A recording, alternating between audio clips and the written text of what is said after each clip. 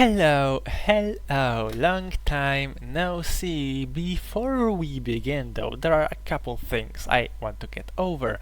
First things first, I kinda look different, don't I? And second of all, there have been no videos for a while. Is the only way I can say without being overly mean to myself. And the reason for both is actually the same and quite simple. See, my PC decided to stop functioning, or my previous PC, because right now I have a completely new one. I had to wait for a bunch of stuff to happen, but that's not important. What is important is that I am back and I am planning on getting back to my previous schedule. So without further ado, if you do not know what is going on, there is the part 1 in the description, and let's begin the tier list of fighter subclasses part 2. So, Echo Knight. This subclass is so goddamn sick. You can create duplicates of yourself that you can attack with, used to take blows for you, and just if Battlemaster was not a thing, Echo Knight would be at the top pretty easily actually. Like, come on, like, you can say a lot of things about Matthew Melso. Like, he is pretty bad at balancing stuff, let's be honest, at least subclasses. But he makes some cool ass things. Like, when he gets down to it, when he gets into the trenches, he delivers. Most of the time, all of the time, nearly. So yeah. Exhibit A. More welcome. Now, Eldritch Knight, one of the OG subclass casters in 5th edition. Let's be honest, even with their extremely limited spell selection, easy access to any amount of spells is busted, no matter the circumstance. And the ability to bond with a weapon is just, hey yo, is dope, right? Who wouldn't want that? So with that, I would say like solid A.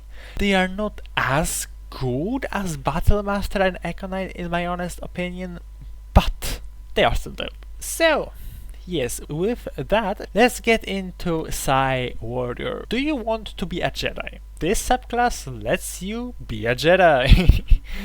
Obvious. It might not be the most powerful or the most versatile, but the flavor itself is honestly quite good. You can move stuff, move people, deal choke damage, and even get some free mobility. Fighters love extra mobility. Martials love extra mobility. Anybody that doesn't have... well, fighters have ranged options, but you know what I mean. Everybody that is in melee loves mobility options. They should get more mobility options ever. I don't care that casters are going to overshadow them regardless. Classes need mobility options. Like moving, just moving, just dodging, just doing whatever with movement, so they are not locked down to 30 feet. But anyways, this time, this guy honestly yeah, B tier, why not? Then it is time for a Rune Knights, the subclass love child between a Battlemaster and like 5 random ideas for wizard subclasses, it feels like. Basically, the subclass revolves around these runes you can carve into your equipment.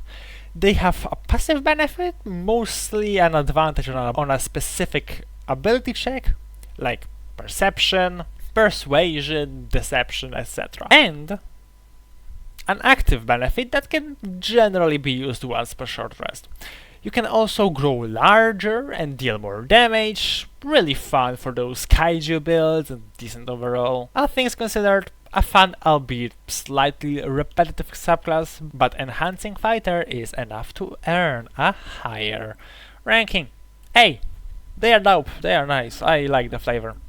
Now it is time for probably one of the worst or the least accurately named subclasses in the whole game, Samurai. It really doesn't have much to do with its namesake, to be honest. Like, yeah, I like to call it the real champion fighter because that really just fits. You probably mostly remember the subclass for two things. One, it's a 15th level feature that can give you an extra attack for free, or rather, you trade an attack for advantage, which is always good to be honest. And it's capstone, which makes you go skill mode when reduced to 0 HP. Honestly, an interesting subclass that truly just feels like what champion should have been. But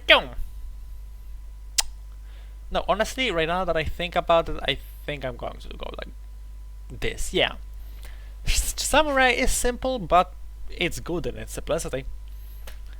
Now that everything is said and done, it is time for closing thoughts. Fighter overall is surprisingly very consistent with its subclasses. There are some bad ones, but on average they are pretty good. They may not be the best, the most exciting, or the most revolutionary things that have ever came out of 5e, but still I feel like they are pretty great. I do not know how that compares to the rest of the classes, but that is something we will have to check in the future, won't we? But one issue I see with them is that they do not really address, well, stuff that D&D fails to address overall. So stuff out of combat. They don't really give the fighter many unique mechanics or quirks to deal with social interactions or exploring or any other possible thing that is not combat. Instead of giving fighters something new, something that they need, they reinforce that which they are already good at, dealing damage and surviving blows, which is a real shame, considering the sheer potential that a subclass brings to the table in customization and power. Anyways, remember,